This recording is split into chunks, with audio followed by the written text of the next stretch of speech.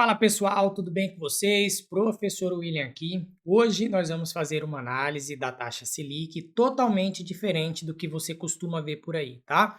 Eu vou pegar aqui, isso daqui nem é a ata do Copom, mas eu vou pegar o que nós já temos de informações importantes que o próprio Copom trouxe para o mercado, do motivo pelo qual ele fez a elevação da taxa Selic para 10,75. E aí, eu quero ler isso daqui com vocês, só que eu vou passando detalhe por detalhe, explicando, para que a gente entenda, porque tem muitos termos econômicos aqui que as pessoas acabam vendo, né, e elas não entendem o principal motivo. E aqui eu quero fazer essa análise totalmente detalhada para vocês, tá? Então já vamos começar aqui. Se você é novo aqui no canal, se inscreva, tá? Já deixa o seu curtir aí. Sou professor de certificações financeiras e concursos bancários, então ajudo o pessoal a trabalhar no mercado financeiro.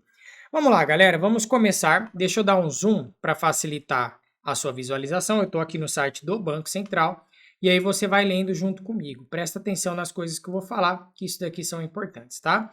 O ambiente externo permanece desafiador em função do momento de inflexão do ciclo econômico nos Estados Unidos. O que significa inflexão do ciclo econômico? Inflexão significa mudar de direção, ou seja, até um tempo atrás, o Banco Central norte-americano ele estava com uma determinada postura e agora ele está com outra.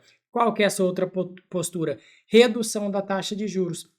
Se o Banco Central norte-americano ele busca reduzir a taxa de juros, quer dizer que ele está querendo aquecer o seu mercado, ele está querendo aumentar a liquidez da sua economia. Então isso daqui significa esse momento de inflexão, é mudança de direção do ciclo econômico nos Estados Unidos, ok? O que suscita maiores dúvidas sobre os ritmos da desaceleração da desinflação, ou seja, você reduzir a inflação, que é o aumento generalizado dos preços e, consequentemente, sobre a postura do Federal Reserve. Os bancos centrais das principais economias permanecem determinados em promover a convergência das taxas de inflação para suas metas em um ambiente marcado por pressões nos mercados de trabalho. A gente já vai falar desse ponto importante. O comitê avalia que o cenário externo, também marcado por menor sincronia nos ciclos de política monetária entre os países, segue exigindo cautela por parte de países emergentes, no caso o Brasil.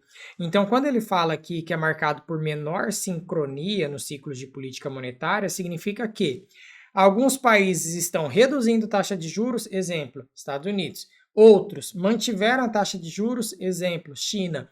E o Brasil subiu a taxa de juros. Então, você não tem sincronia, ó, cada um num jeito diferente. Ok, vamos descer aqui, né? Deixa eu apagar essa parte inicial. Vamos descer aqui para a gente começar a ler essa parte do cenário doméstico, né? Ou seja, cenário interno nosso aqui. Em relação ao cenário doméstico, o conjunto de indicadores de atividade econômica e do mercado de trabalho tem apresentado dinamismo maior do que o esperado, o que levou à reavaliação do hiato para o campo positivo. E aí é o momento que a gente fica sem entender, né? O que é esse tal do hiato? O hiato, pessoal, a gente chama aqui de hiato do produto. Ele nada mais é do que a diferença entre, e aí ele é até uma fórmula, né? O PIB potencial, vai ficar ruimzinho de vocês verem ali, porque eu coloquei em cima aqui da logo do Banco Central, mas aqui está escrito PIB potencial, menos o PIB efetivo. Como assim PIB potencial efetivo? PIB potencial é aquilo que nós temos a capacidade de alcançar caso nós utilizemos todas as nossas capacidades produtivas, ou seja, fique sem nenhuma capacidade ociosa na economia. Então, se eu tenho uma empresa que ela tem capacidade de empregar 100 pessoas, eu vou estar empregando as 100 pessoas. Se eu tenho capacidade de trabalhar utilizando 1000 computadores, eu vou trabalhar utilizando os 1000 computadores. É a nossa capacidade máxima, é o potencial da nossa economia. E o efetivo é o que a gente realmente está atualmente. Então, quando o hiato do produto ele vai para o campo positivo, significa o quê? Né? Pensa o seguinte, PIB potencial 3%, PIB efetivo ele está aqui em 2,8%. Isso aqui é suposição, tá? Não estou falando que é o nosso PIB, mas é só para você entender. A gente, pessoal, está muito próximo do nosso PIB potencial. E aí, quando você chega neste PIB potencial, o que vai acontecer? Vai acontecer o seguinte, você pode começar a criar pressão de demanda. Então a demanda ela pode superar a oferta. E se a demanda supera a oferta, esse daqui é uma das causas de inflação. Tá bom? Nós temos inflação de oferta também, que é a inflação de custos, mas a demanda superando a oferta pode ser uma coisa que pode gerar inflação, beleza? Então é por conta disso que o hiato ele está apertado, a gente fala, já está chegando no seu ponto máximo. E aí, ainda um outro ponto importante é que diz que quando nós estamos lá no nosso PIB potencial, aquele momento ali, ele é um momento em que você está no pleno emprego. Pleno emprego não significa que está todo mundo empregado da nossa economia. Não, né? Existe um desemprego que é chamado de natural. Ninguém sabe quanto que é esse número, ele pode ser, sei lá, 3, 4, 5%, ninguém sabe. No Brasil, se eu não me engano, ele gira em torno ali de 6, 7% de desemprego. E acredita que aquele desemprego é o desemprego que não vai gerar inflação. E aí fala que é chamado de desemprego natural. Porque nem todo mundo também está buscando emprego, nem todo mundo vai querer trabalhar. E aí, quando estamos analisando, né, essa diferença aqui entre essa relação entre desemprego e produto, aí surge o que a gente chama aqui na macroeconomia de lei de Ockham, tá? Beleza, então aqui está falando que tem esse dinamismo maior do que o esperado, então você tem uma reavaliação do hiato para o campo positivo, ou seja, estamos chegando próximo ali do nosso potencial. Continuando, a inflação medida pelo IPCA cheio, assim como as medidas de inflação subjacente, se situaram acima da meta para a inflação nas divulgações mais recentes. Aí você me pergunta, William, beleza, eu sei que o IPCA ele é o índice oficial de inflação do Brasil, mas o que é essa tal de inflação subjacente? Isso daqui eu não sei. Isso é o que a gente chama de núcleo de inflação. Então pode anotar isso se você quiser, núcleo de inflação. E esse núcleo de inflação, ele traz para a gente medidas do que, pessoal? É uma medida que vai desconsiderar distúrbios temporários de choques nos preços, tá? Então ele tira essa sazonalidade, algo que seja temporário. Então ele capta realmente, por isso que a gente fala núcleo da inflação. Então é quando a gente tem uma mudança aqui, por exemplo, de expectativa, né? A própria expectativa dos agentes, ela é capaz de trazer uma mudança de inflação. Quem viveu na época da hiperinflação, né, na época lá do Sarney, nós tínhamos lá aquela tabelinha lá do Sarney que saía remarcando preços e tal. Naquela época, o simples fato de você acreditar que ia ter inflação, ou seja, não só você, mas todo mundo acreditar, isso gerava inflação. As próprias pessoas saíam remarcando os preços porque elas acreditavam nisso. Então, a expectativa ela atinge muito essa questão da inflação. Tá? Então, o núcleo de inflação é isso, ele vai desconsiderar esses distúrbios temporários no preço, tá bom? E tanto ele quanto o IPCA normal, ele está indicando aqui que está acima das metas da inflação. Aí você tem ó, expectativas para 2024 e 2025 em 4,4% e 4% respectivamente. Hoje, quem define né, a nossa meta de inflação aqui é o Conselho Monetário Nacional, ela está definida em 3% ao ano, podendo variar 1,5% para cima e 1,5% para baixo. Então, nós estamos aqui em 2024 com a expectativa de que fique 4,4%. Vai estar na meta? Vai, próximo ao teto da meta, mas não estaria ultrapassando. Mas, nesse caso, no Banco Central aumentando a taxa de juros, tá? E para 2026, 3,5% é o nosso referencial. Continuando, né, vamos avaliar mais um pouco aqui, ó. O comitê avalia que há uma assimetria altista em seu balanço de riscos. Isso significa que balanço de riscos, risco em alta, para os cenários prospectivos para a inflação. Entre os riscos de alta por esse cenário, as expectativas de inflação destacam-se. Aí ele diz aqui, desancoragem das expectativas de inflação por um período prolongado. Então, as expectativas dos agentes elas não estão ancoradas da forma como o Banco Central gostaria. Então, a gente acredita que a inflação vai subir? Isso pode acarretar a inflação, foi como eu falei para vocês. Maior resiliência na inflação de serviços do que a projetada em função do hiato do produto mais apertado. Então, o que significa isso? Inflação de serviços é a inflação no setor de serviços, que é um dos setores que mais emprega no Brasil. Então, pensa em construção civil, né, que é um grande exemplo, que é um setor que ele traz muito emprego e traz muita demanda de muito material.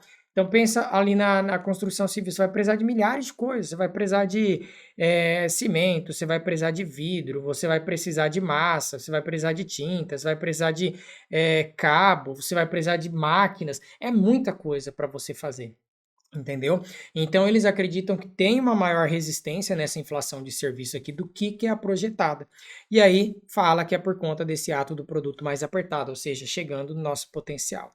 E três, uma conjunção de políticas econômicas externa e interna que tem um impacto inflacionário, por exemplo, por meio de uma taxa de câmbio persistentemente mais depreciada. Então, a taxa de câmbio depreciada, hoje o nosso real aí girando em torno de 5,50, né? 5,50 aqui para você comprar $1, isso é um real depreciado. E depreciação do real favorece o quê? Favorece exportação. Então fica mais fácil eu vender lá para fora, para o resto do mundo. Então, se eu vendo lá para fora, a demanda externa está exercendo uma pressão aqui dentro também. Então, por conta disso, entra mais dinheiro, né? Pode entrar os dólares, só que os dólares são trocados por reais, então a liquidez da nossa economia aumenta. Então, você manter uma taxa de câmbio depreciada também pode acarretar inflação. Aí, quando você quer tentar controlar a inflação, é um dos jeitos você, ao invés de depreciar ela, tentar valorizar essa taxa aqui. E aí o Banco Central pode fazer N políticas, né? Não vou entrar em detalhes de política cambial aqui. Ele pode fazer os swaps cambiais e tal. Mas aí, se você valoriza um pouco o real, você favorece a importação. Então as pessoas passam a gastar lá para fora. E aí, por mais que você tenha a tendência de deixar uma balança comercial deficitária, aí você faz o que a gente chama de exportar a inflação para outros países. Você tira a inflação daqui. Então, esse daqui é um dos outros motivos. E entre os riscos de baixa, então baixa inflacionária, seria uma desaceleração da atividade econômica global, então mais acentuada do que se espera, impactos do aperto monetário sobre a desinflação global se mostrarem mais fortes. Então, países que estão fazendo esse aperto monetário, que é essa alta de taxa de juros, conseguirem controlar mais rápido possível. Ok, continuando, né? Então, olha só, o comitê monitora com atenção como os desenvolvimentos recentes na política fiscal impactam a política monetária e os ativos financeiros. Então, política fiscal, para quem não sabe, faz relação aqui com gastos do governo e tributação.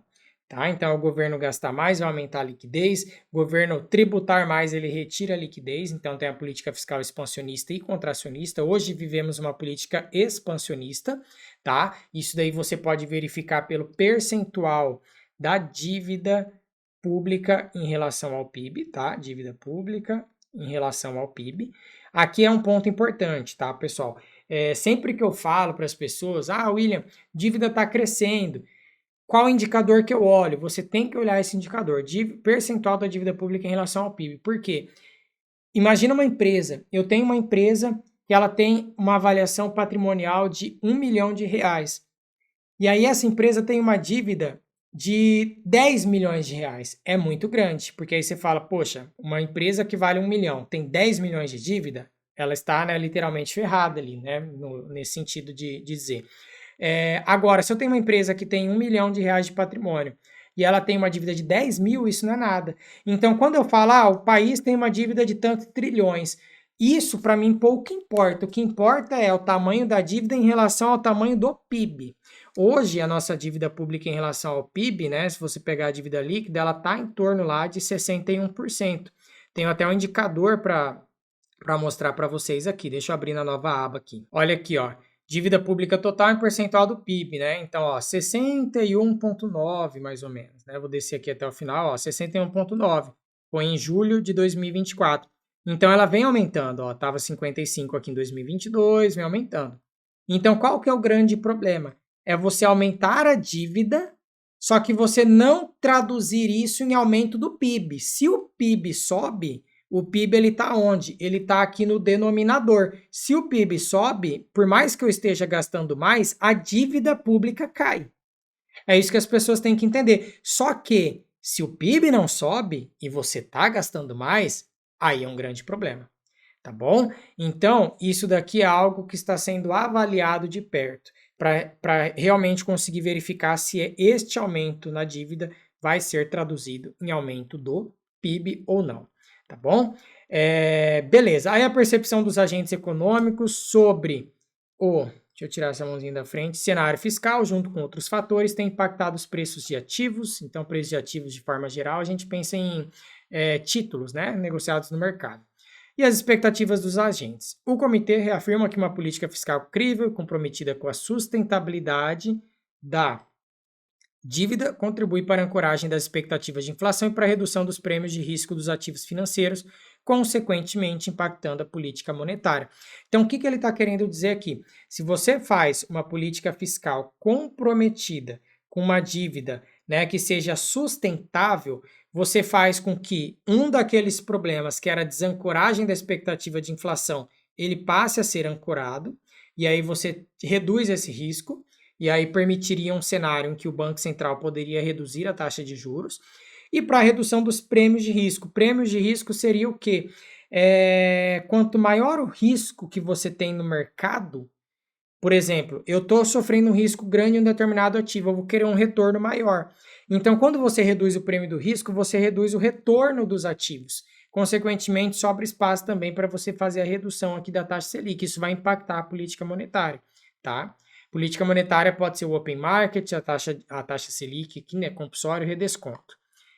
O cenário marcado por, deixa eu apagar aqui, resiliência na atividade, pressões no mercado de trabalho, hiato do produto positivo, elevação das projeções de inflação, expectativas desancoradas, demanda uma política monetária mais contracionista. Então ele listou tudo que a gente acabou de explicar. Considerando a evolução do processo de desinflação, os cenários avaliados, o balanço de riscos e o amplo conjunto de informações disponíveis, o Copom decidiu por unanimidade elevar a taxa básica de juros em 0,25 ponto percentual e entende que essa decisão é compatível com a estratégia de convergência da inflação para o redor da meta ao longo do horizonte relevante.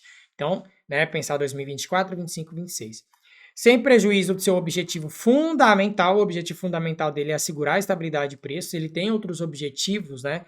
Que é, por exemplo, suavizar flutuações econômicas no mercado, mas o objetivo fundamental é a estabilidade de preço. Essa decisão também implica suavização das atividades de nível econômico e fomento do pleno emprego, que faz parte do objetivo do Banco Central também, tá? Não é o fundamental, mas faz. Aí, o ritmo de ajustes futuros na taxa de juros e a magnitude total do ciclo hora iniciado serão ditados pelo firme compromisso de convergência da inflação à meta e dependerão da evolução da dinâmica da inflação, em especial dos componentes mais sensíveis à atividade econômica e à política monetária, das projeções de inflação, das expectativas de inflação, do hiato do produto e do balanço dos riscos. Então, ele listou que esses são os componentes mais sensíveis. Então, para você voltar a reduzir a taxa de juros, vai depender das expectativas, vai depender do hiato, das projeções e desse balanço de riscos. Aqui ele fala, né, quem que foram os membros que votaram, ok? E aí depois tem essa tabelinha aqui embaixo, né? Vou tirar um pouco o zoom, que ele mostra aqui, né, o que é o IPCA, tá? Aqui o IPCA, aí vem IPCA livre e administrado, e a gente finaliza explicando o que é cada um deles, né? IPCA livre, ele é aquele preço que ele não tem um reajuste determinado por contrato. Então, o IPCA administrado é aquele que tem um reajuste, por exemplo, contratual, tá? Então, vamos pensar aqui no aluguel, né? Você já tem o reajuste contratual, então a cada um ano vai aumentar conforme o IGP, etc e tal. Então, isso daqui são os preços administrados, tá? Você pode pensar, aqueles que possuem reajuste já periódico determinado por contrato. O IPCA livre não tem reajuste periódico determinado por contrato. Essa é a principal diferença. Fechou? Então, galera, ó, fizemos uma análise aí sobre a decisão do Copom de aumentar a taxa Selic, detalhando passo a passo do que levou a essa decisão. Então, se você gostou do vídeo, se inscreva aí no canal e clica aí em curtir. Me diga a sua opinião também nos comentários, o que você achou dessa decisão do Copom. Fechou? Valeu, galera. Até a próxima.